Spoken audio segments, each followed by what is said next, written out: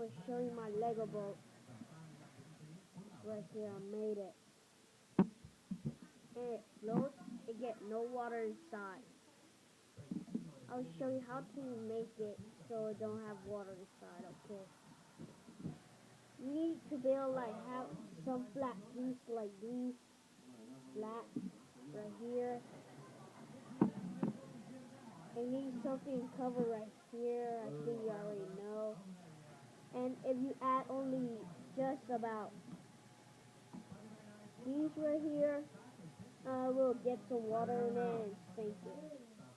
So you need to build it like at least about this, like this size. I mean, like 2 blocks, 2 blocks, 2 blocks. And you need to, if you have lots of these, you need to add these so yours block don't fall out. So that's how you make it float with no water.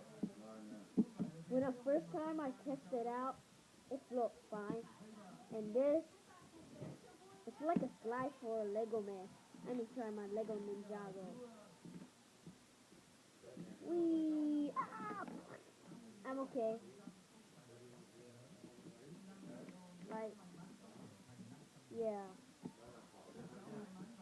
So that's it about how to make a Lego boat that floats and never sinks.